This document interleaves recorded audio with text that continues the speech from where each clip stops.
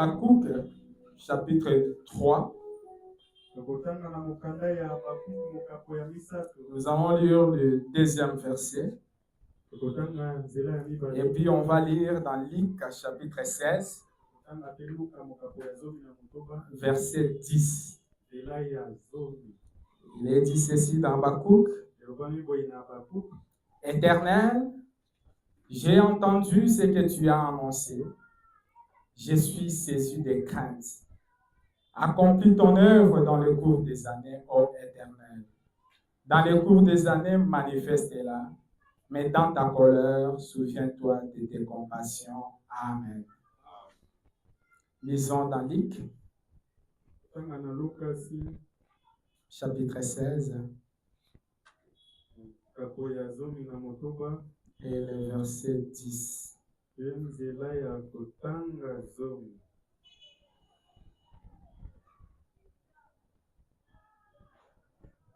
Est-ce que je fais l'inverse? C'est 10, 16.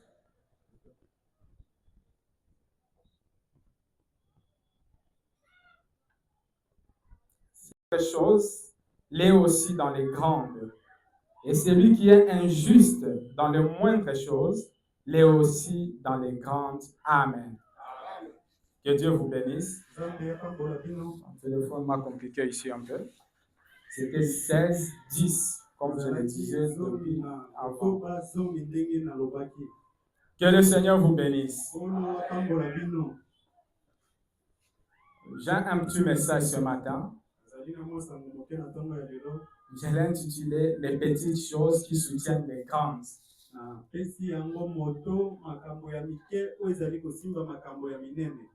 J'ai eu un petit sous-titre que j'ai dit « L'impact des dîmes et sacrifices dans la vie d'un croyant ».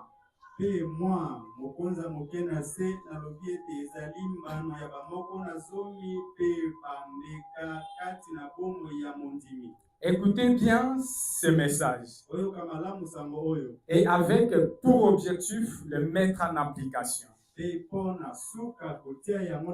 Pas seulement l'écouter, mais le mettre en application. Parce que je sais que si vous le mettez en application, il sera la réponse à beaucoup de vos questions. Il sera une vraie bénédiction pour vos vies.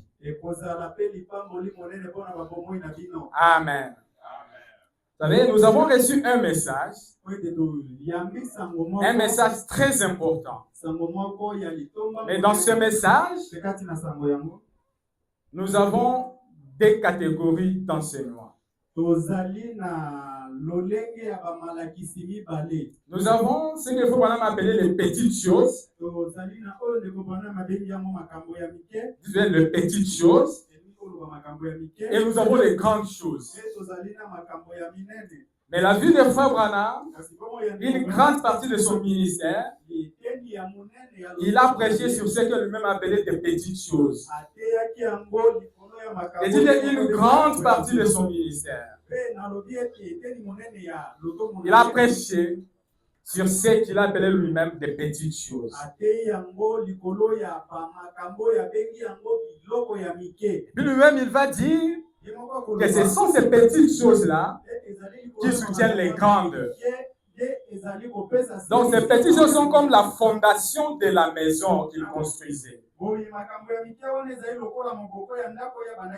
C'est lui qui les néglige, c'est-à-dire qu'il construit sur les sables mouvants.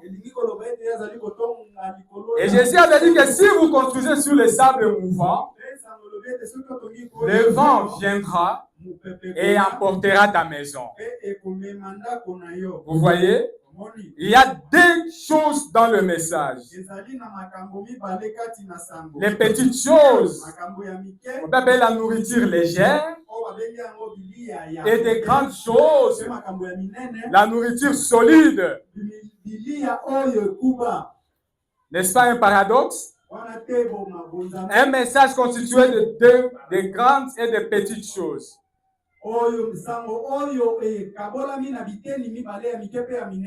Et quand il y a ces deux choses dans un seul message, il y a une partie des gens qui vont s'atteler tout simplement à des petites choses. Ils vont dire que c'est ça le message. Et il y a une autre partie qui va garder les grandes choses. Et ceux qui gardent les grandes choses vont appeler ceux qui écoutent les petites choses des petits. Et ceux qui écoutent les grandes comme c'est le cas chez nous, on va appeler les autres les incrédules.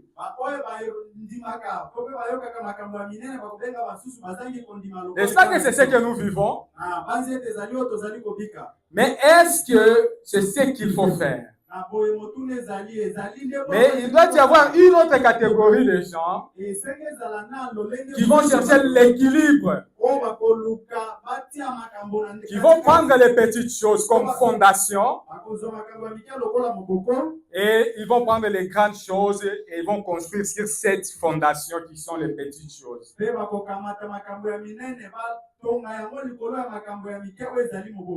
Amen.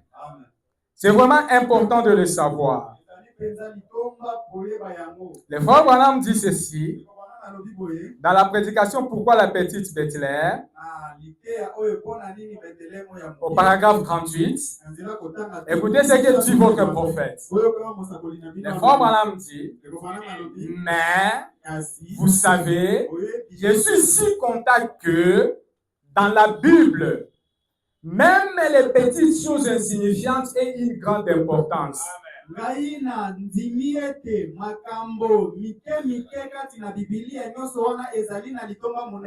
les petites choses insignifiantes ont une grande importance dans la Bible. Et il dit qu'à l'ouverture du 7e sceau, la Bible est devenue une nouvelle Bible.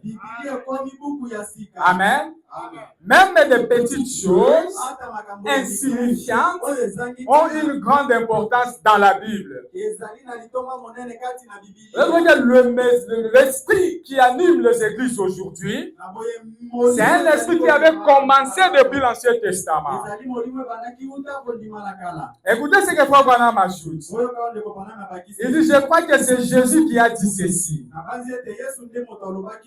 Vous négligez et vous faites plutôt ce qui est plus important dans la loi, mais vous négligez les petites choses.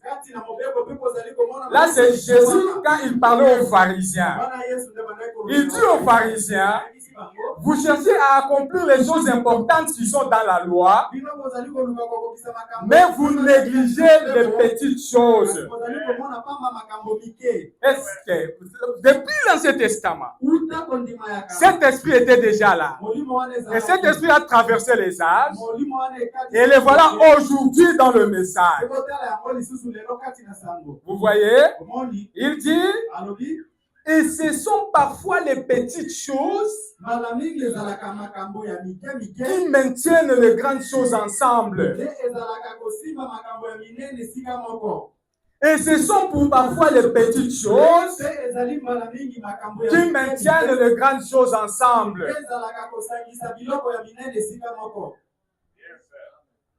Ces petites choses que nous négligeons, que nous pensons être la parole pour les pentecôtistes, ce sont ces petites choses qui soutiennent les grandes choses que nous prêchons. Amen. Oh là là, c'est très important. Écoutez ceci. Je vais prendre un exemple pour illustrer ce que je suis en train de dire. Vous entrez dans votre chambre et vous trouvez qu'il y a un bazar dans votre chambre. Les habits là-bas, les chaussures là-bas, il y a vraiment du n'importe quoi. Vous vous dites que je dois trouver une solution adéquate pour ce problème. Ah, vous dites que je dois acheter une garde-robe. Parce qu'avec la garde-robe, j'aurai un endroit pour placer mes chaussures, un endroit pour placer mes vestes, un endroit pour placer les habits. Et vous partez acheter la garde-robe là où on va dans une maison de meubles. Quand vous arrivez là-bas, qu'est-ce qu'on vous donne? On vous donne un carton. On vous dit c'est ça la garde-robe. Dans ce carton, il y a des pièces. Mais à côté, on vous donne aussi une petite boîte où il y a des vis.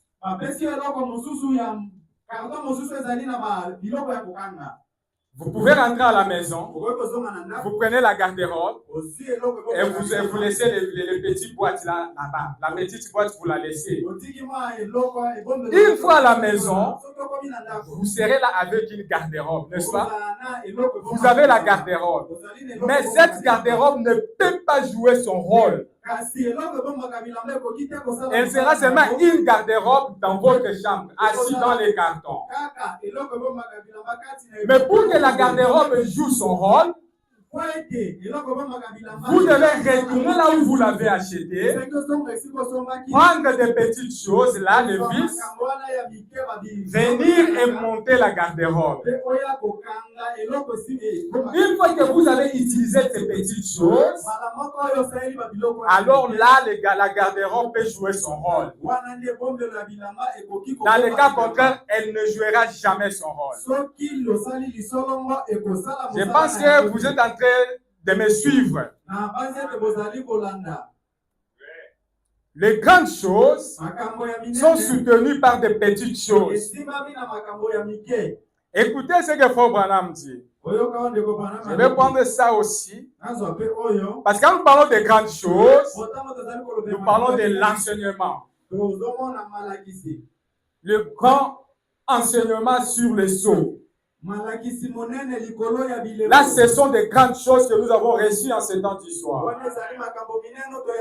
Et quand nous parlons de petites choses, nous parlons de ces réunions de prière qui pourraient durer toute une nuit. Nous parlons de différentes lois et principes que nous négligeons.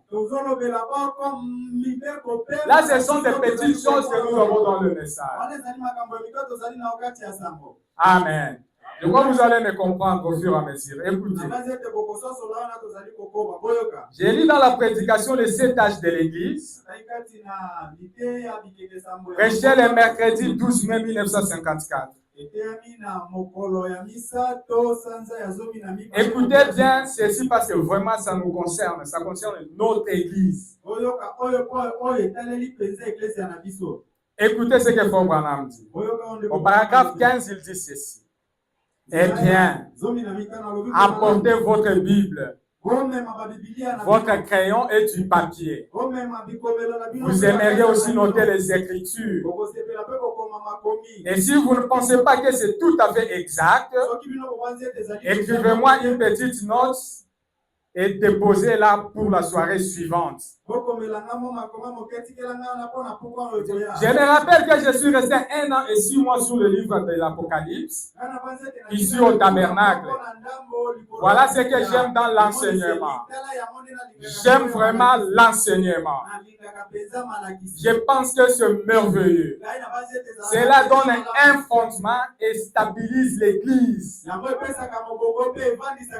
L'enseignement, un docteur, un enseignant, quand il prêche, sa prédication, son message stabilise l'Église et donne des fondements. Il dit, et la prédication, eh bien, donc le Frère Branham montre une différence entre la prédication et l'enseignement. Entre ce que je suis en train de faire maintenant et ce que le révérend a toujours l'habitude de faire ici. Écoutez maintenant l'importance de chacun de nous. Amen. Il dit, et la prédication, eh bien, il y a des gens qui sont des prédicateurs. Ils peuvent prendre la parole par l'inspiration et la brandir là à des endroits. Il dit, écoutez, ça c'est arroser le semence que l'enseignant a enseigné. Arroser le semence que l'enseignant a enseigné. Quand le révérend prêche, il jette des semences. Parce que nous sommes des terres. Il jette des semences. Il jette des semences. Si ces semences restent sous la terre, sans qu'il y ait l'arrosage, ces semences ne peuvent pas germer. Vous allez garder seulement les semences, vous aurez le bagage, mais ça ne va pas produire des fruits. Ça ne va pas germer.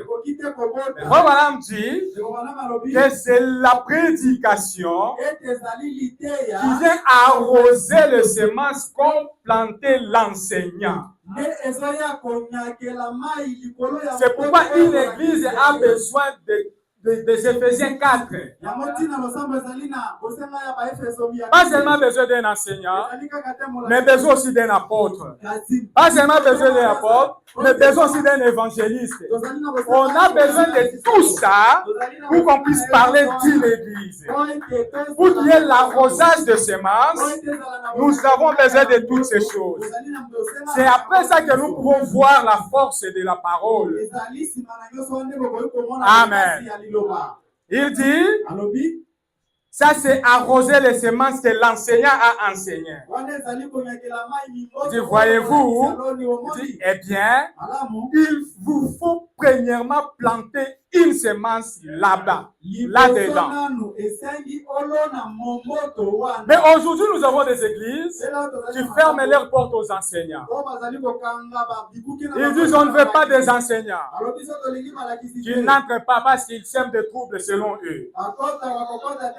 Oh, premièrement, avant que vous ne commenciez à prêcher, avant que vous arrosiez, que vous veniez arroser un champ, il faut qu'il y ait des semences dans ces champs, là. Si vous avez un champ qui n'a pas de semences, et que vous venez avec de l'eau commencer à arroser, vous faites un travail vain. Amen. La première des choses, un enseignant doit planter des semences et ensuite l'arroser. Et l'arrosage vient par la prédication de la parole. Il dit, il y a une large différence entre un enseignant et un prédicateur. Voyez-vous, ce sont deux différents dons de l'esprit. Tout à fait des dons différents. Et il dit, et je dis ceci avec humilité, mais je n'ai ni l'un ni l'autre de ces dons. Est-ce que vous comprenez? C'est vraiment important à savoir. Parce que nous avons des brebis qui ne veulent qu'écouter que les enseignants. Si c'est un prédicateur qui prêche, qu'est-ce qu'il y a? Il a prêché des choses, des petites choses, mais c'est quoi ça? Il n'est pas fort. Il est terre à terre, c'est le terme même. Mais ce sont ces petites choses terre à terre qui soutiennent les grandes choses que les enseignants enseignent. Ce sont ces petites choses qui viennent arroser les semences qu'ont plantées les enseignants.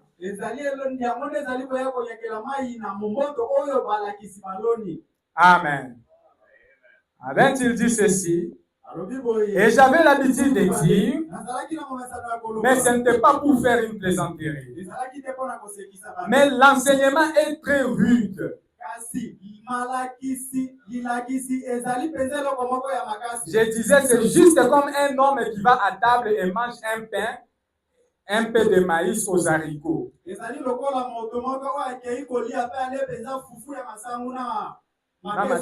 Danger. Vraiment, ça, c'est vraiment une nourriture consistante. Il dit, eh bien, c'est bien pour vous. Mais de temps en temps, vous en avez un peu marre. Mais peut-être que vous avez quelque chose à côté. La glace et les gâteaux. De temps en temps. Et cela fait que le repas est un peu équilibré. Vous voyez? Cet équilibre est important. De grandes choses que vous avez, la nourriture consistante, vous la mangez. Mais pour être en bonne santé, pour avoir tous les minéraux dans votre corps, il faut penser aussi à prendre un peu de lait, n'est-ce pas? À prendre un peu de œufs, à prendre un peu de ceci, un peu de cela, à manger des fruits, mais pas seulement le foufou et les haricots, le ventre bédonnant, vous êtes content. Pas seulement les enseignements, mais la prédication aussi. Amen. Amen. Écoutez. Maintenant, vous voyez, quand Frère Branham parlait de ces choses,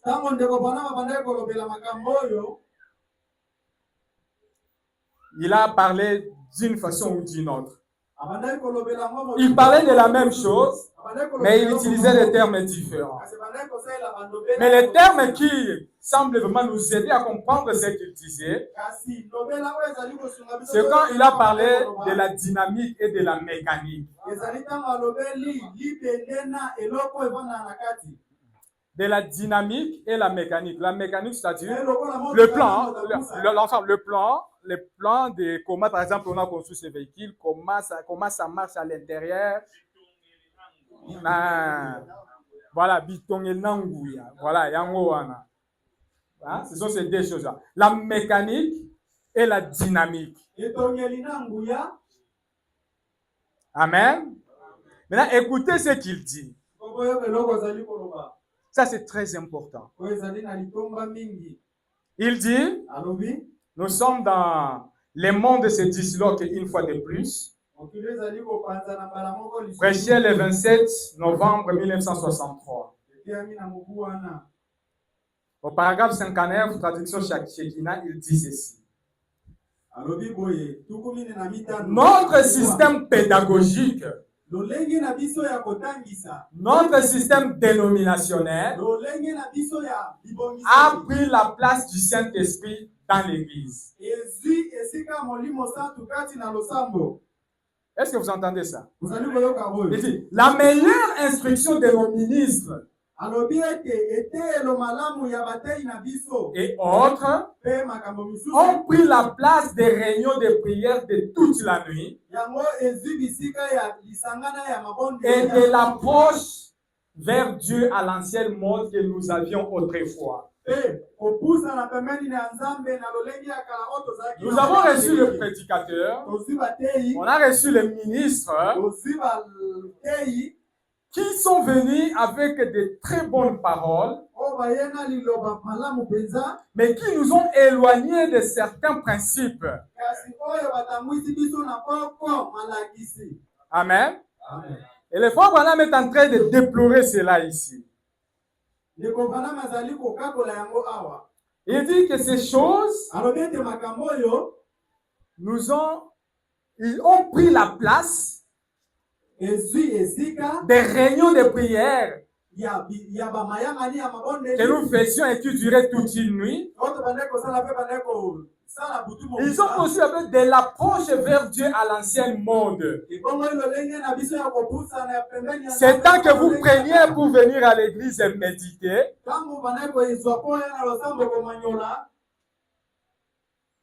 Ces moments-là que vous preniez dans vos propres maisons, vous priez toute la nuit.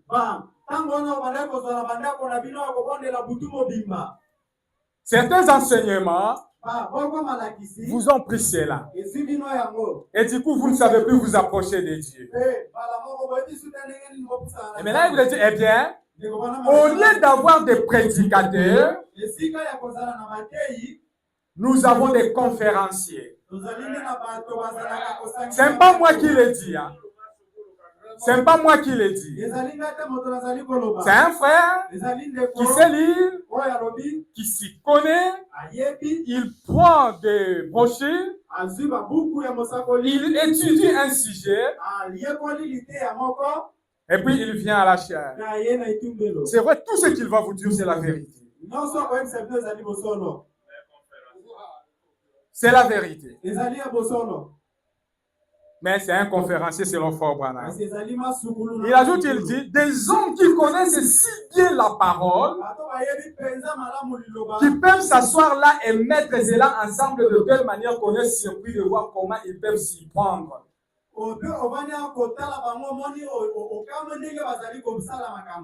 Ils prennent la parole. Pas seulement ils prennent, mais ils connaissent si bien la parole qu'ils peuvent s'asseoir là.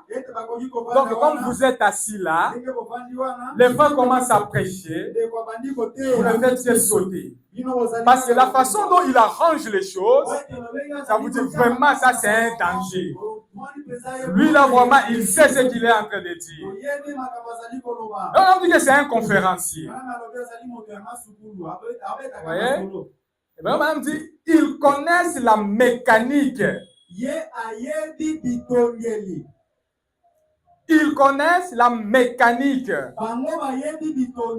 Ces choses sont vraiment importantes.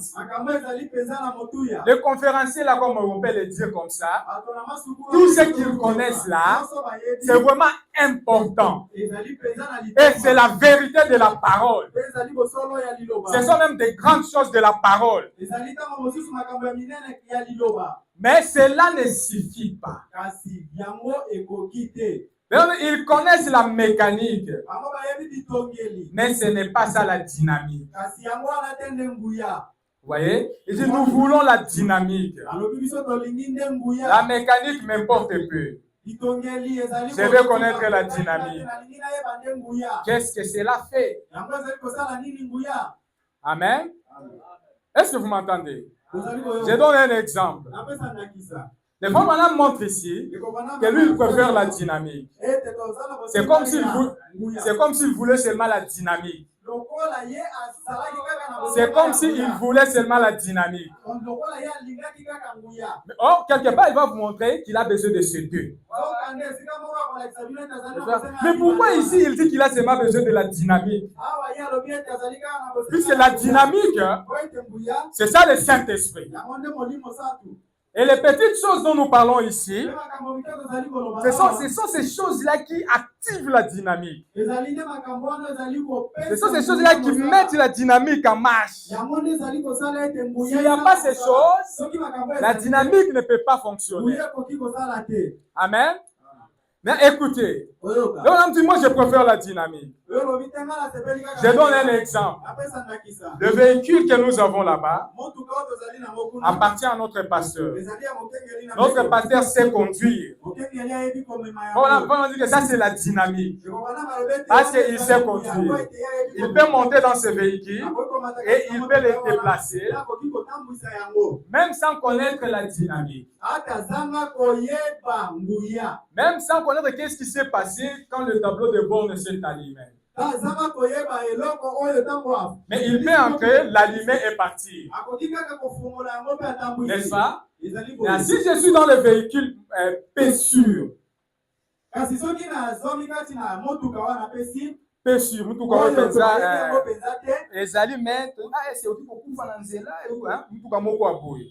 on n'est pas vraiment sûr de ce véhicule. Et que je, le pasteur, comme conducteur, là, je serai toujours en panique. Parce que ce que Koufi, le pasteur ne nous aidera pas. Ce que je panne, il y a bien que je sois téléphone, là, comme un mécanicien. Ah non, comment là-bas? Viens, j'ai une panne. Viens, j'ai une panne. Vous voyez? Il va commencer à appeler le mécanicien parce qu'il ne connaît pas la mécanique. Il n'a pas la mécanique. N'est-ce pas? Il a la dynamique, il sait conduire, mais il n'a pas la mécanique. Juste au premier obstacle, il tombe. Sa dynamique aussi n'a plus d'importance. Tout tombe dans l'eau. Est-ce que vous comprenez? Est-ce que vous comprenez? C'est comme ça que ça se passe.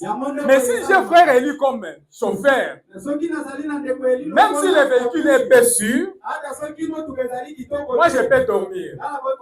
Parce que je sais qu'en cas de problème, il va descendre du véhicule, il va ouvrir le capot et il va chercher la solution. Et nous allons continuer la marche. C'est pourquoi on a besoin de la mécanique et de la dynamique. Amen. On a besoin de ces deux. Le bon madame dit là, c'est le lever du soleil. Je prends le paragraphe 116. Est-ce que vous comprenez la dynamique et la mécanique? Je peux les dire encore. La mécanique, c'est le plan. Je vais dire même que c'est le plan de la rédemption. Toutes les grandes choses sur l'enseignement que nous avons. Vous connaissez que vous êtes de Dieu. Vous connaissez que vous êtes des omnipotents. Mais cette omnipotence ne vous sert à rien. Aussi longtemps que vous n'avez pas ces petites choses, cette vie de consécration, cette vie de sanctification, ces temps-là que vous pouvez passer en présence de Dieu pour vous renforcer, ces petits principes que nous devons respecter,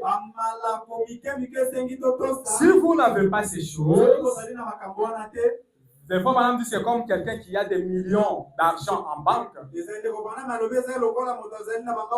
et qui ne sait pas signer les chèques. Est-ce que cet argent vous sert à quelque chose?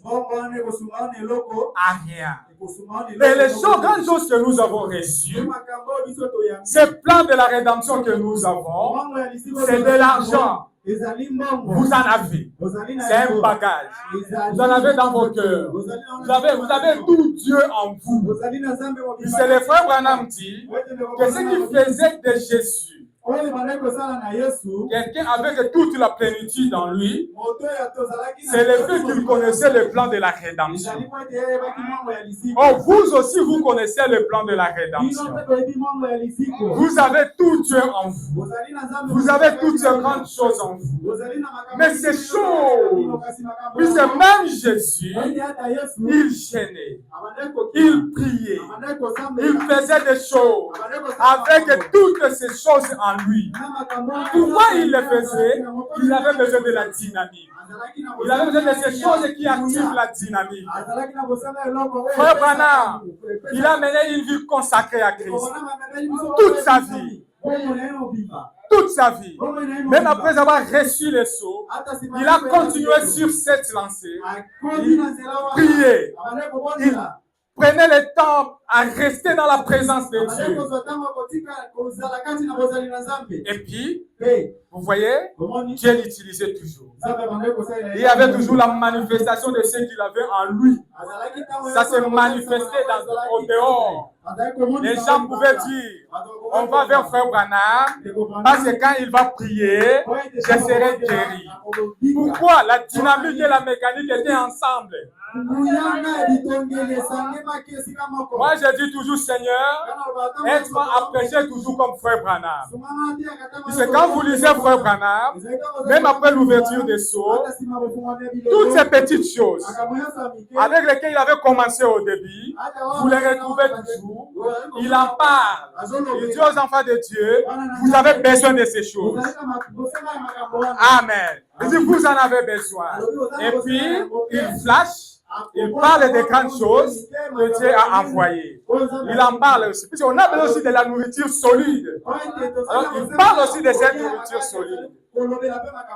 Amen. Pourquoi il le faisait? Parce que les gens ne devraient jamais, et alors jamais négliger la dynamique. Sinon, les grandes choses ne leur serviront à rien. Je pense que chacun de nous peut se dire en lui-même que ce qu'on est en train de dire, c'est la vérité. Parce que sachant que je suis un Dieu, est-ce que c'est comme ça que je devrais vivre? Sachant que j'ai tout ce potentiel en moi, est-ce que c'est celle-ci qui devrait être ma vie? Je pense que vous vous dites ça en vous. Mais qu'est-ce qui vous manque? La dynamique. Il faut l'activer. Il faut l'activer. Amen. Dans ce lever du soleil, il dit ceci. Si bonne que soit, au paragraphe 116, il dit si bonne que soit sa mécanique, là au-dessus il parle des églises, elle n'avancera simplement pas tant qu'on n'y aura pas introduit la dynamique. Regardez la mécanique. Avec la mécanique, je peux me tenir ici parce que ce sont des choses que je crois avec conviction. Regardez, quand Jésus était monté au ciel, le jour de l'ascension, les disciples étaient là. Ils l'ont vu partir. Ils ont dit, il était là, il est monté, les nuées l'ont dérobé, et puis il a disparu. Avec Abraham, nous savons qu'il était redevenu la colonne de feu. N'est-ce pas? Nous savons qu'il était redevenu la colonne de feu. Il était retourné au Père selon sa parole. Je viens du Père et je rentre au Père. Avec la mécanique. Écoutez, là-bas d'abord, quand il montait, il voit un retenti et a dit ceci: le Jésus que vous voyez partir, vous le verrez retourner de la même façon. Vous voyez, il est monté, un être humain, il niait la colonne de feu. Donc pour retourner de la même façon, ça doit être la colonne de feu, la nuée, Dieu incarné, n'est-ce pas? C'est la mécanique, c'est le plan que vous connaissez. Vous voyez de tout votre cœur qu'il est venu. La vérité est qu'il est venu. Nous l'avons vu venir de la même façon qu'il était parti. Et il est devenu un Dieu incarné pour être adoré au travers des humains. N'est-ce pas? En vous. Donc il est en vous. Mais s'il est en vous, où sont ses œuvres? Vous le croyez de tout votre cœur. Vous ne doutez même pas qu'il est venu et qu'il a fait de vous son tabernacle. Mais pourquoi vous ne voyez pas ces grandes œuvres? La dynamique. La dynamique. Ça ne suffit pas d'avoir toutes ces choses. Elles sont importantes. Ça ne suffit pas seulement d'avoir la dynamique. Vous allez rester aussi en cours de route. Parce que vous devez vous connaître. Si vous avez un chèque, vous savez signer, mais que vous n'avez pas l'argent en compte, vous mourrez. Amen. Mais si vous avez l'argent en compte, vous connaissez le plan de la rédemption. Parce que ça, c'est notre richesse. Vous connaissez le plan de la rédemption. Et que vous savez signer. Vous savez respecter les principes. Vous savez observer les lois. Oh, bien-aimé. Le frère Branham dit il y aura une combustion. Oui, il y aura une combustion. Vous allez voir Dieu dans tout ce que vous faites. Vous allez voir Dieu dans vos activités. Vous allez voir Dieu dans vos maisons. Votre ombrage va commencer à guérir les malades. Parce que vous avez la dynamique et la mécanique. Tous ceux-là qui se sont approchés de Dieu, ceux qui ont vu la grandeur de Dieu dans leur vie, ce sont les gens qui ont cherché les deux choses. Ils se sont appuyés au message de leur temps. Et ils ont marché avec les lois et les principes. Amen. Alléluia. Ça, c'est la vérité de Dieu. Amen. Il dit, lorsque la dynamique vient, alors c'est fait entrer en contact avec l'octane. Là, il parle du véhicule, comment le véhicule, qu'est-ce qui se passe pour que le véhicule marche. Alléluia. Et il dit, et lorsque cela explose, ça produit une combustion. Et cette combustion crée les mouvements. Chaque mouvement. Car il est le même hier, aujourd'hui et pour toujours. C'est cela la résurrection. Voilà comment votre vie peut ressusciter. Voilà comment vos affaires peuvent ressusciter. C'est comme ça. C'est comme ça. Si vous négligez les petites choses, les grandes aussi ne vous serviront à rien. Dieu est dans l'équilibre. Amen. J'aime quand le pasteur parle de mariage et de divorce. Il dit toujours les deux écoles sont dans les faux. Est-ce vrai? Oui, ils sont dans les faux. La mécanique ne suffit pas. La dynamique ne suffit pas non plus. Mais il y a le juste milieu où vous pouvez rapprocher les deux pour savoir qu'est-ce que Dieu veut de vous aujourd'hui. Amen. Écoutez, comme je l'avais dit au début, on parle de l'impact. L'impact des dîmes et des sacrifices sur les vies des croyants.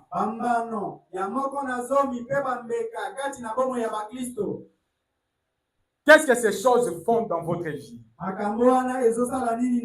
Quand vous vous décidez de venir à l'église à temps, quand vous vous décidez d'être toujours là quand les portes sont ouvertes, quand vous vous décidez de payer vos dîmes, de donner vos offrandes, quand vous dites non, non, je dois toujours prendre la place de mon frère, quand vous faites ces choses, quel est l'impact de ces choses dans vos vies? Amen. Vous voyez, nous ici, nous croyons que nous sommes dans les royaumes, n'est-ce pas? Mais pas vous voyez que nous sommes dans les royaumes. Il dit que le royaume est venu. Et le gouverneur est venu. N'est-ce pas? Il est là. Nous sommes dans le royaume. C'est ce que nous croyons tous. Dans le royaume des sacrificateurs. Mais écoutez, quand est-ce qu'on est vraiment un sacrificateur? Parce que si on n'est pas un sacrificateur, c'est-à-dire on n'est pas dans le royaume. Ils sont dans le royaume seulement des sacrificateurs. Il a fait de nous un royaume des sacrificateurs. Amen. Écoutez ce qu'il dit. Parce que tout ce que je dis, tout ce que moi je peux dire ici n'a pas d'importance. Mais ce que lui dit, parce qu'il est la bouche autorisée, il est celui que Dieu a envoyé pour nous. C'est ce qu'il dit qui a de l'importance. Amen. Alors, il dit ceci. Et quand il le dit, ce n'est pas pour que seulement vous les gardiez en tête. Non, non. C'est pour que vous pratiquiez.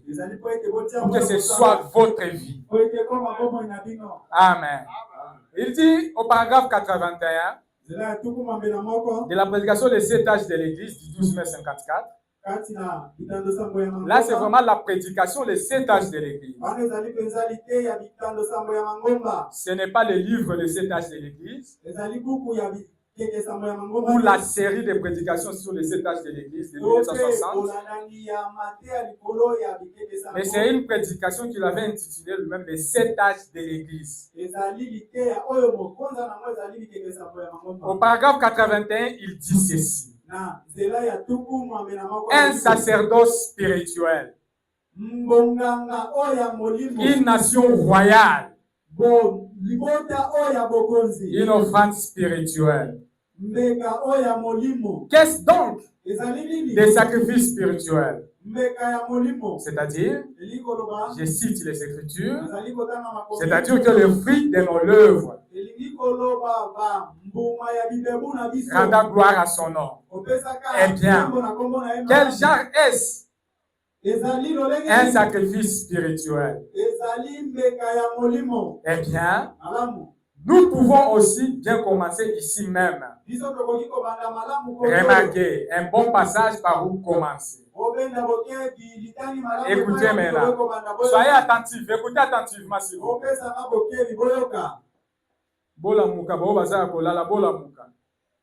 Réveillez-vous s'il vous plaît. Écoutez ce que Frère Branham dit. Quand une petite confusion surgit dans l'église, vous ne vous mettez pas vite à l'écart pour bouder.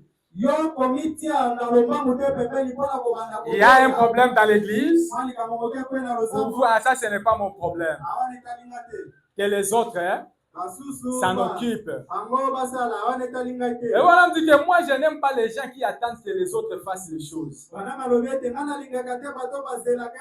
J'aime ceux qui disent, moi, je vais les faire. C'est ma responsabilité. En tant que membre de cette église, je ne peux pas bouder cette situation. Comme le pasteur l'a dit ici, un frère est malade. On annonce ça ici.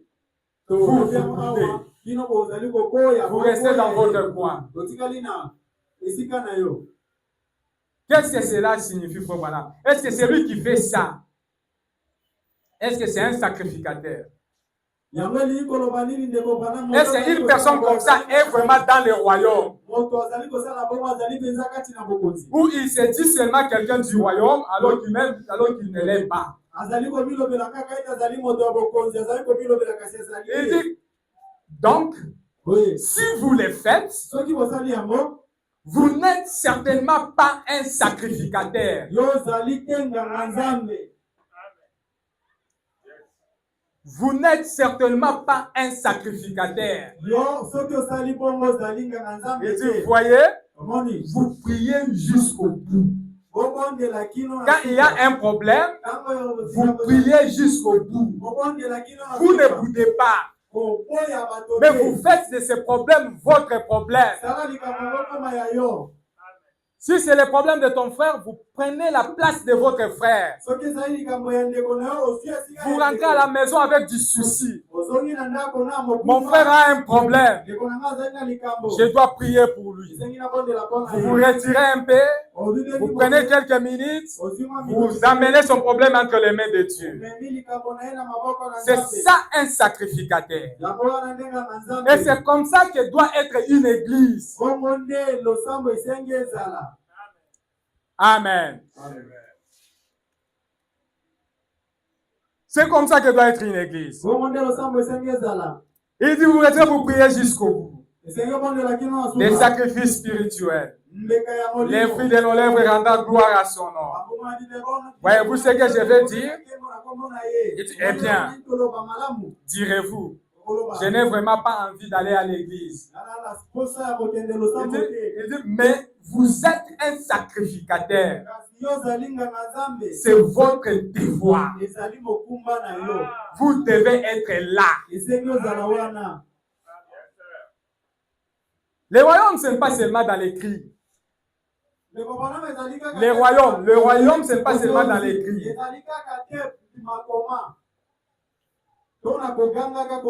Non, le royaume, c'est dans des petites choses aussi. Que nous devons toujours respecter. C'est ça, ces petites choses qui font de nous de vrais sacrificateurs.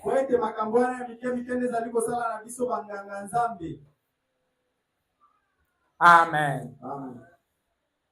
Alléluia. C'est vraiment important. C'est vraiment important. Nous devons faire des sacrifices. Parlons un peu de quelqu'un qui avait fait recueil. J'ai trouvé ce monsieur dans la Bible. Quand on parle de lui seulement dans la Bible, ce n'est pas très touchant. Mais quand Frère Branham raconte son histoire, ça prend une autre ampleur. Amen. Là, je parle de l'aveugle Bartimée. L'aveugle Bartimée, il était aveugle. Un aveugle. Il ne voyait pas. Normalement, il devrait toujours se retrouver dans la rue, en train d'entendre qu'on lui donne des choses gratuitement. Mais ce n'est pas ce qu'il faisait. Il était dans la rue, mais il donnait quelque chose en échange. Il avait une tourterelle. Il les faisait faire des kilbits. Et les gens, quand ils regardaient ça, ils voyaient, ils aimaient ce que faisait cette tourterelle et ils lui donnaient de l'argent. Mais aujourd'hui, nous avons des frères qui sont à l'aise, même quand ils ne font rien pour gagner. Il y a un aveugle qui est là, qui se battait, qui avait toujours quelque chose pour gagner. Aveugle. Mais vous, avec vos deux mains, avec vos deux pieds, vos yeux, la force physique, mais vous êtes là, toujours assis. Première semaine, deuxième semaine, un mois, 10 mois, une année, sans être dérangé. Et vous venez toujours à l'église. Il n'y a pas moyen que vous donniez la dîme. Il n'y a pas moyen que vous donniez l'offrande. Parce que vous n'en avez pas. Est-ce que c'est normal? Et là aussi, il y a le problème de l'église. Parce que l'église où vous venez doit vous pousser à avoir des ambitions. Doit vous pousser à vous sentir gêné. Et à dire, je dois faire aussi quelque chose. Et comment l'église le fait? Nous sommes une église, je peux dire même la seule, qui n'a pas de projet, qui n'a pas de projet annuel.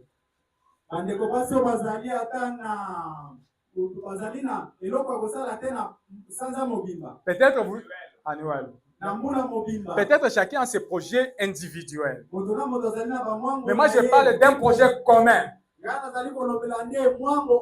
Quelque chose qu'on va faire pour Dieu. Un projet dans lequel même un petit enfant peut s'impliquer. Oui,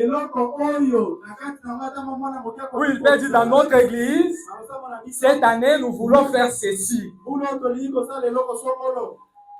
N'est-ce pas? Cette année, par exemple, nous voulons déménager. Et on implique tous les membres de l'église. Et tout le monde dans son cœur travaille pour ça. Cette façon-là de faire nous manque. Parce que quand vous donnez ce projet, quand ce projet, c'est un projet commun qui tient à cœur à chacun des membres de l'Église, ces frères qui ne travaillent pas, il va se sentir soucieux. Et quand il va se dire non, non, Seigneur, je dois aussi faire quelque chose. Il va aller à genoux pour prier. Seigneur, moi aussi, je dois contribuer. Moi aussi, je dois intervenir. C'est un projet pour toute l'Église. Donne-moi du travail. Révèle-moi ce que je peux faire pour commencer à gagner. Peut-être que vous attendez le travail, mais Dieu vous avez créé pour être un commerçant. Dis-lui, Seigneur, révèle-moi. Vous allez le faire. Parce qu'il y a un projet commun. Il y a quelque chose qui nous engage tous. Et l'Église devrait toujours avoir un projet comme celui-là. Chaque année, puisqu'on doit s'évaluer, on doit se poser la question, qu'est-ce qu'on a fait toute une année? On dit que moi, je n'aime pas une église qui n'a pas d'ambition. Ils sont juste là. Pourquoi ils ne savent même pas pourquoi ils sont là.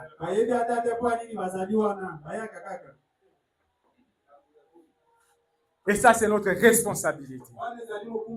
Parce que les conducteurs, il faut qu'il y ait des projets communs pour l'Église. Des projets dans lesquels tous les membres de l'Église peuvent se sentir impliqués.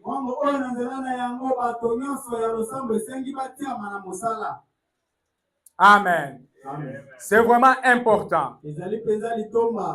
Maintenant, notre frère Bartimée, il va faire un sacrifice sans pareil. Ce qu'il avait de bien, ce qu'il avait de merveilleux, la chose qui lui donnait de l'argent, il va offrir ça à Dieu. Il va donner ça comme sacrifice à Dieu. Amen. Écoutez, j'aimerais seulement lire l'histoire. Pendant quelques minutes, écoutez. Il dit, un jour j'ai lu l'histoire de l'aveugle Bartimée. Une petite histoire. On rencontre qu'il était aveugle depuis des années. Il avait une fillette qu'il n'avait jamais vue.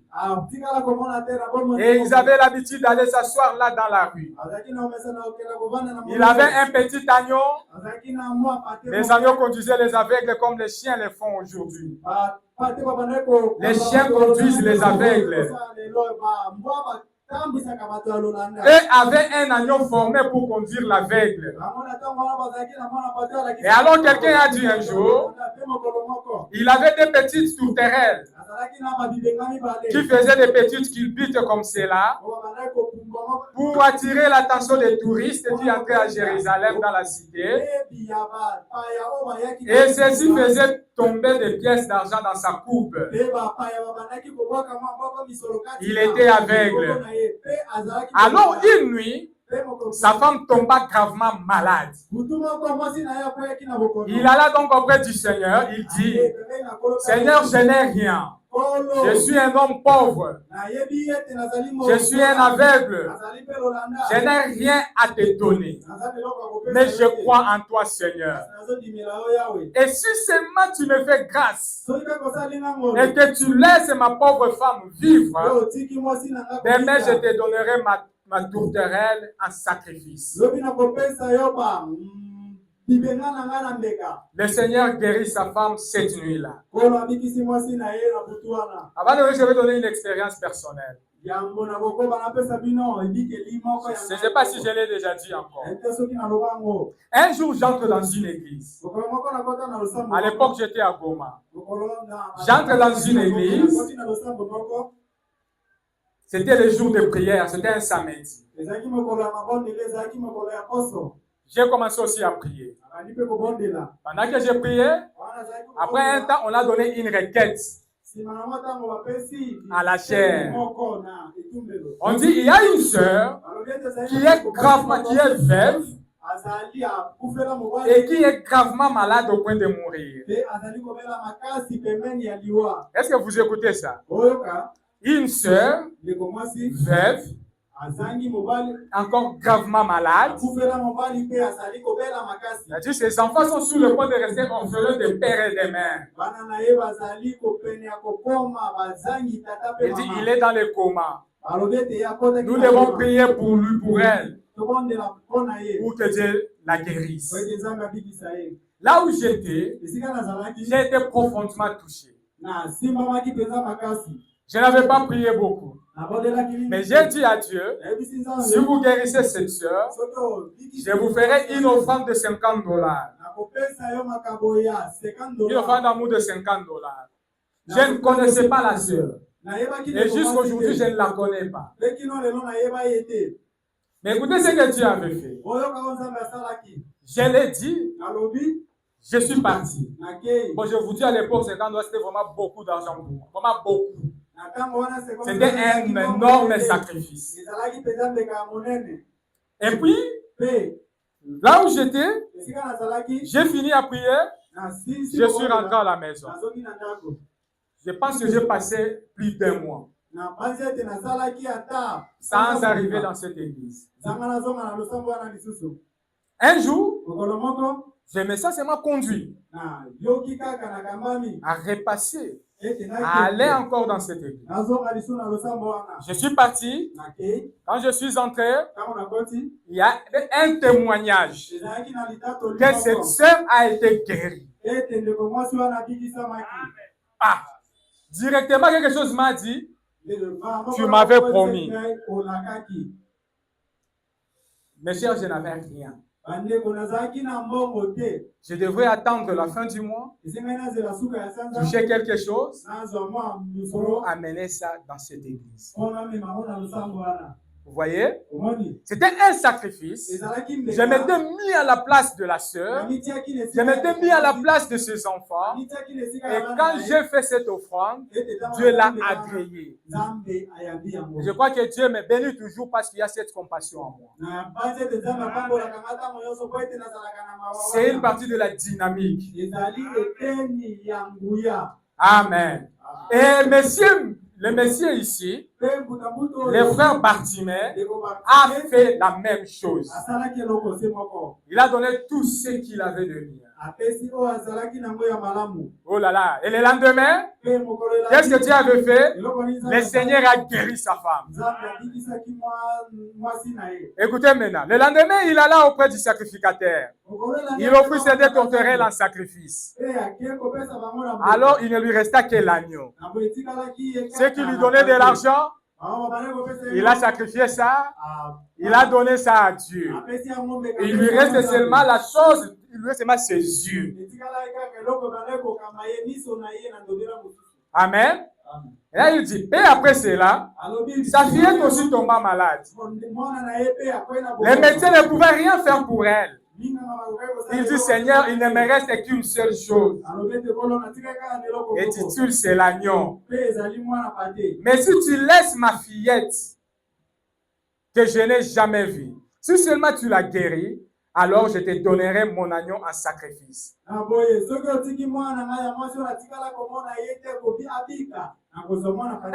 que vous sentez comment vous devez prier? Promettez à Dieu de faire quelque chose pour lui. C'est l'enseignement qu'il faut tenter de donner là-bas. Ne priez pas en vague, Seigneur. Non. Promettez-lui. Seigneur, faites pour moi ceci. Je ferai aussi ce sacrifice. Et il faut que ce soit un sacrifice. Ça doit vous toucher dans le cœur. Amen. Un jour, David voulait donner un sacrifice à Dieu.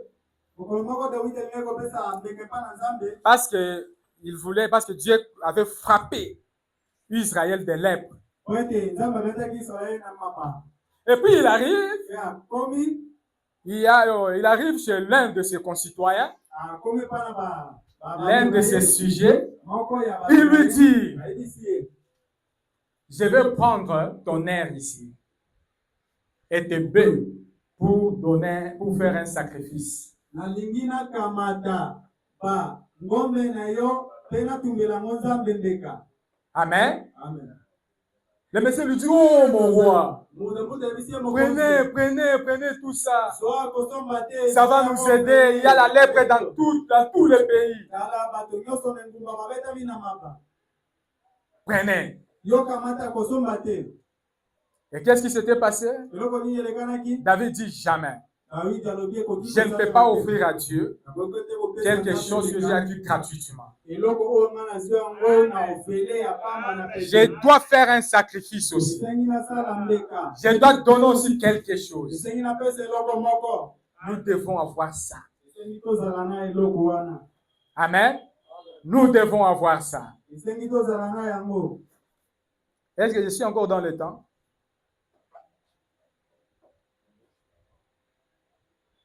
Je crois. Amen.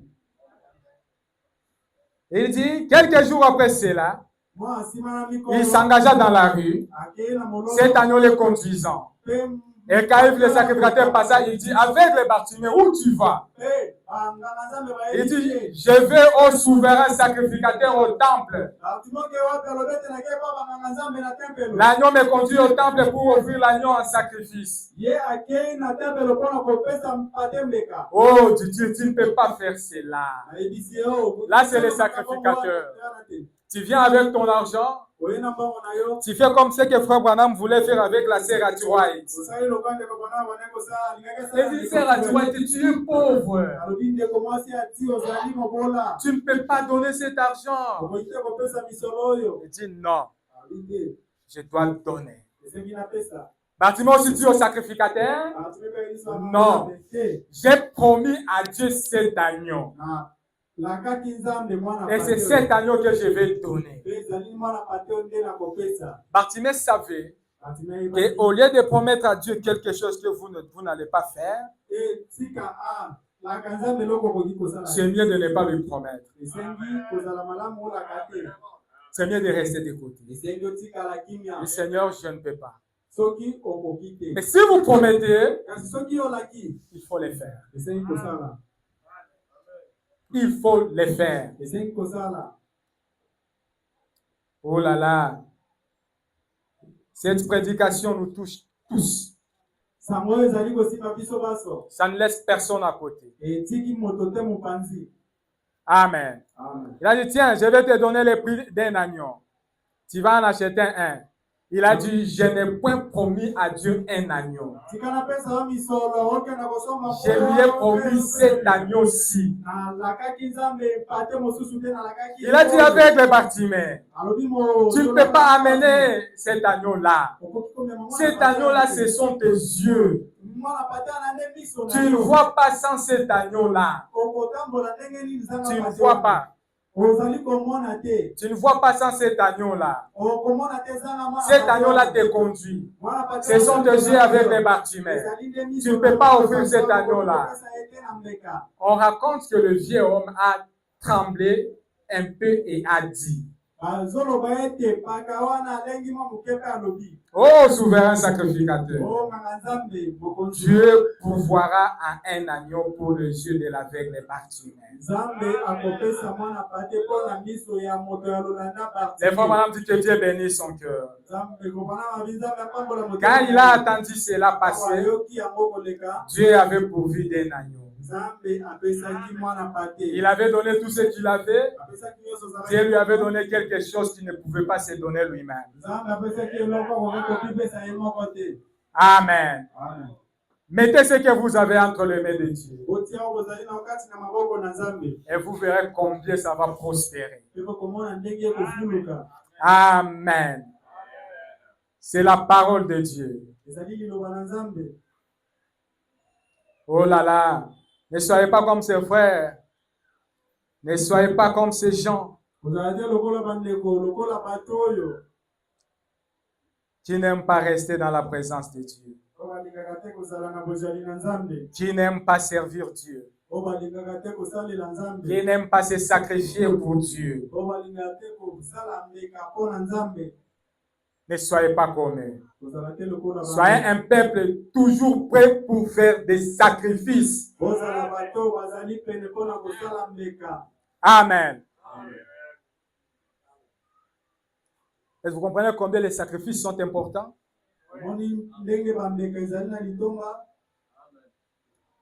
Vous comprenez combien c'est important? Ososoli mpona nini ezali na litomba.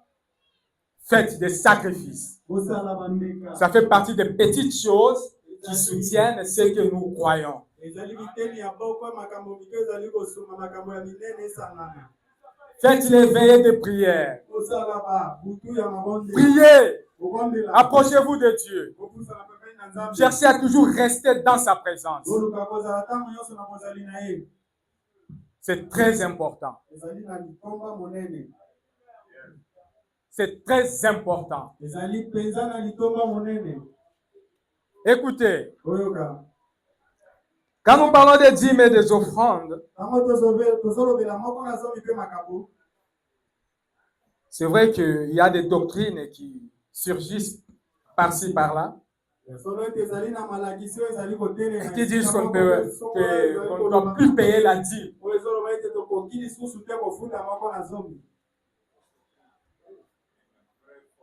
Ce sont les gens qui le disent. Mais que dit le prophète? Parce que nous sommes les enfants du prophète. Nous ne sommes pas conduits par nous-mêmes. Nous sommes conduits par la parole. C'est la parole qui nous conduit. Pas les gens. Pas les pensées humaines. Mais la parole. Amen. Là, écoutez. Le frère Branham dit ceci dans Hébreux chapitre 7, première partie. Au paragraphe 123, il dit ceci. Là, il parle de Lévi. Il dit qu'il avait payé la dîme dans le ventre, alors qu'il était dans le rein d'Abraham. Ah non, écoutez. Oui, il avait, mais là, c'était en haut. Un peu en bas, il parlait de ceci. Là où je vais lire vraiment. Le frère Branham se pose la question. Il dit, comment le Dieu Tout-Puissant, celui à qui l'eau et l'argent appartient, qui a toutes choses, le monde est sous son contrôle, comment pouvait-il demander à Abraham de payer les dîmes? Parce que là, il dit au pluriel. Comment? Tu as tout. Pourquoi encore chercher à prendre le PDG? Vous voyez? Oh, le pasteur a beaucoup d'argent. Moi, je ne peux pas ajouter l'argent là où il y a l'argent.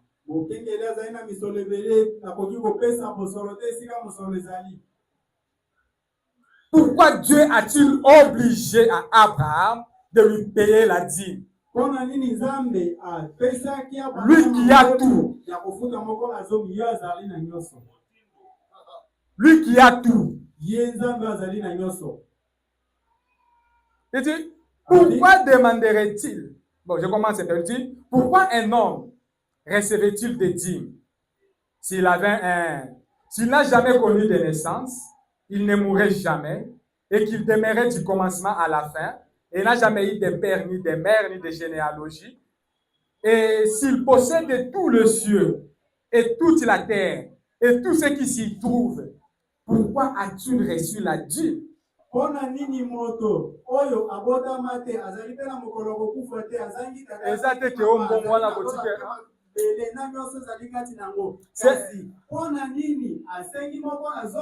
Ce n'est même pas qu'il va laisser cet argent à sa généalogie. Non. Mais pourquoi a-t-il demandé la dîme? Il dit, pourquoi demanderait-il à Abraham de payer les dîmes? Vous voyez combien c'est une chose stricte que de payer la dîme?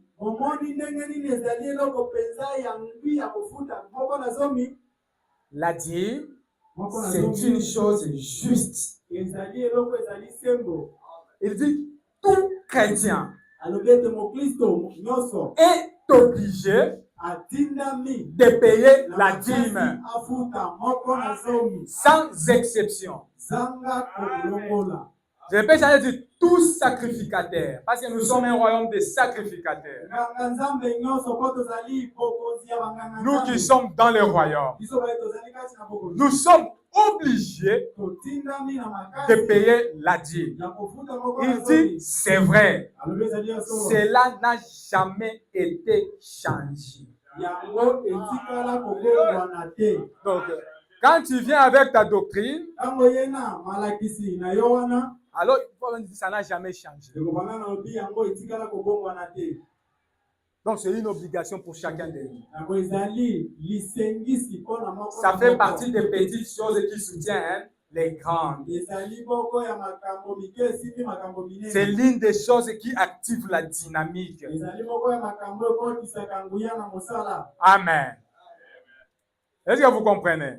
ezali kososola. On va poser à Frère Branham la question. atuni ndeko bana motuna Une question directe.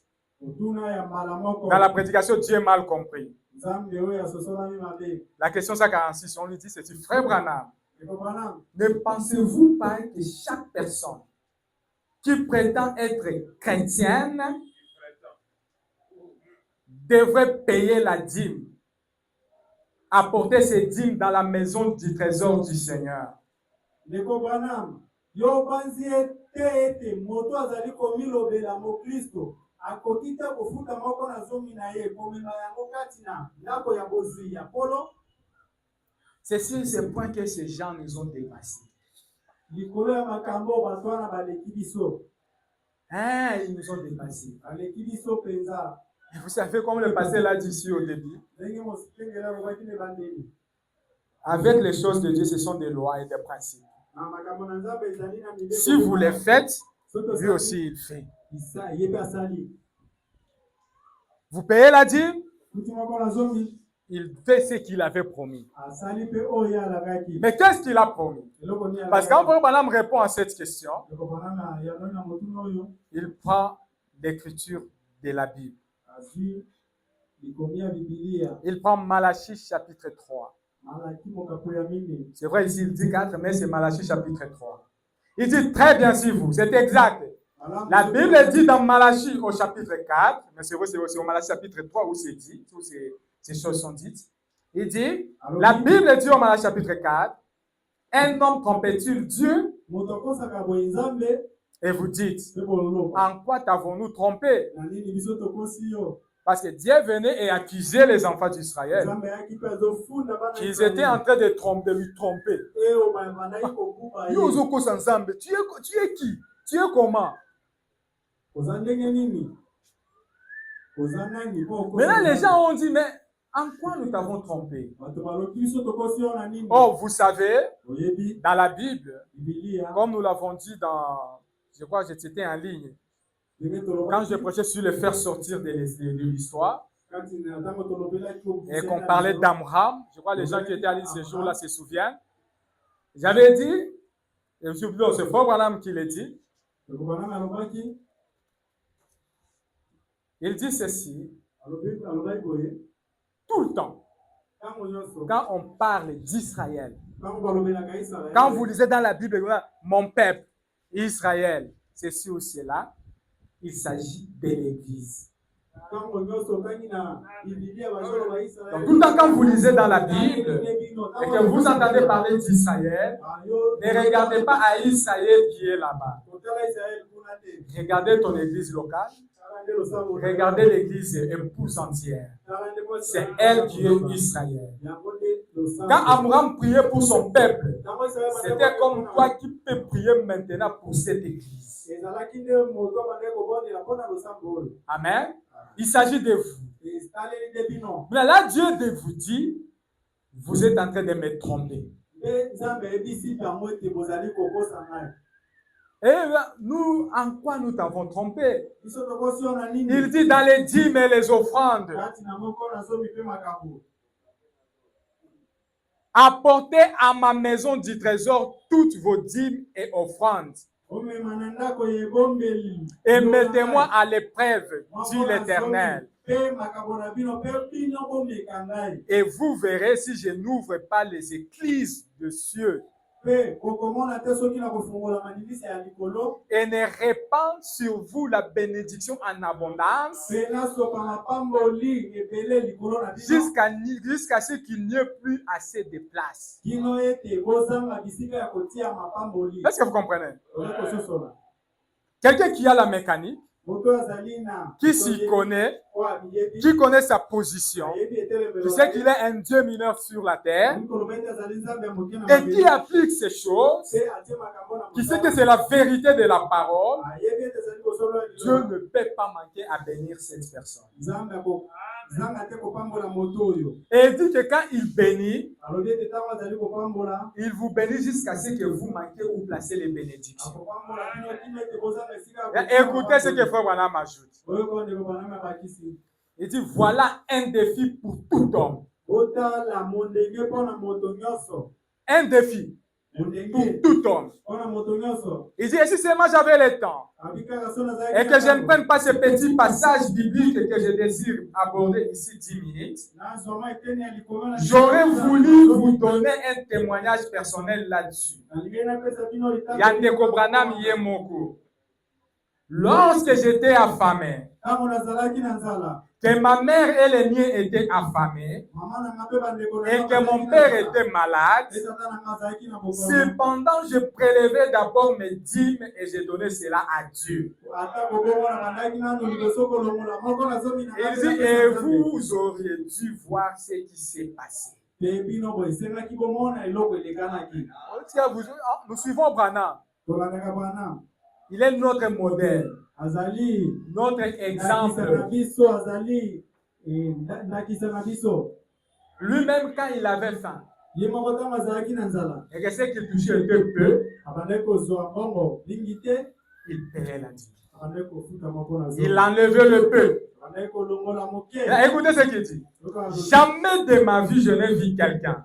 na bomoi na nga natikala komona Ça, c'est le frère Branham qui dit. andeko banami ndazoloba Jamais de ma vie je n'ai vu quelqu'un, mbala moko te na bomoi na homme ou femme, moto mobali to même si vous ne gagnez qu'un dollar par semaine, ata soki ozalaka kozwa si vous apportez 10 cents de cet argent soki omemi moko nazomina yango et placez cela dans votre maison du trésor, otia kati na ndako ya ebombelo écoutez la précision, oyoka l'église que vous fréquentez. eglize oyo bozali C'est kosala ça la maison du trésor. wana nde ndako ya C'est pas que vous fréquentez cette église bino bozali et que vous partez payer la dîme, je ne sais pas à qui, quelque part dehors. moko nazomi soki wapi Non, te vous devez apporter la dîme dans votre maison du trésor. esengi omema moko nazomi na ndako L'église que vous fréquentez.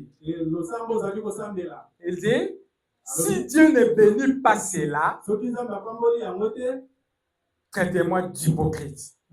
loba ete nga nazali moto ya bilongi mibale Si vous le faites soki bozali et yango que Dieu ne vous bénit pas, nzambe azali traitez-moi d'hypocrite. obenga nga bana moto ya bilongi mibale Peu importe l'église où vous partez, etali te losambo bozali kokende que vous soyez chez Mouton, ozali pa que vous soyez chez Walesa, ozali pa que vous soyez chez je ne sais pas qui, ozali soki pa chez Barouti, makala to songolo ici, awa peu importe l'église que vous fréquentez, etali te losambo si ozali vous makasi. appliquez ces principes, soki botie malako oyo na mosala la dynamique s'active. nguya ekokota na mosala Et votre madame dit, appelez-moi hypocrite ekobana mababi bobenga nga mokidisi si Dieu ne bénit pas cela. soki nzambe apamboli yango te Il dit, oui, oui. alobi iyo C'est un défi lancé à n'importe qui. ezali mo ndenge ebetami na moto soki nani À n'importe qui. na moto soki nani Et tout chrétien, mpe mokristo nyonso cela répond à cette autre question. yango ezoyongola na motuna Tout mosusu chrétien devrait payer la dîme. mokristo nyonso esengi apesaka moko na zomi na ye Tout chrétien mokristo nyonso devrait payer la dîme. esengaki afuta moko na zomi na ye Est-ce que le frère Branham dit qu'il y a certaines personnes qui ont cette charge à l'église? Quand il dit que nous devons travailler, parce que ça doit être les fruits de notre travail. Dieu ne bénit que le travail de nos mains. Il doit passer par là pour vous bénir. Cherchez à toujours faire quelque chose. Et puis dites à Dieu, je ne gagne que $10 par semaine. Je te donne les $1 chaque dimanche. Oh, j'aurais souhaité décupler cela. J'aurais souhaité multiplier ça par 10. Voilà, j'aurais souhaité décupler cela. Et quand vous priez comme ça, vous priez selon les principes. Dieu va bénir. Et vous allez trouver que vous qui payez $10 pour la dîme, vous allez commencer à payer 100. Et quand vous commencez à payer, vous êtes béni. Vous êtes devenu riche. Et si vous avez encore plus de foi, puisque c'est la foi qui triomphe, Seigneur, moi, j'aurais souhaité encore donner plus. Je vois les gens qui construisent les églises, les grandes églises. J'aimerais que nous fassions aussi cela. Bénis-moi. Bénis mon travail. Je vais œuvrer. Je vais donner. Je vais faire des sacrifices. Et le Dieu du ciel aime ça. Il va donner. Il va bénir. Amen. Oh, c'est vraiment merveilleux. Tout chrétien devrait payer la dîme. C'est exact. Cela devrait être fait. Amen. Les petites choses. On ne peut pas toucher à toutes les petites choses. Vous avez compris que ce sont ces petites choses. Parce que vous les connaissez déjà, toutes ces petites choses, mais vous les négligez. Mais ce sont ces petites choses qui soutiennent les grandes choses. Commencez à appliquer ces petites choses. Commencez à les considérer. Retournez à notre ancienne vie. La vie de prière, la vie de consécration, toutes ces grandes choses, pour que les enseignements de l'enseignant puissent avoir de l'impact sur nos vies. Pour que les semences qui ont été plantées puissent germer et produire des fruits. Que le Seigneur vous bénisse.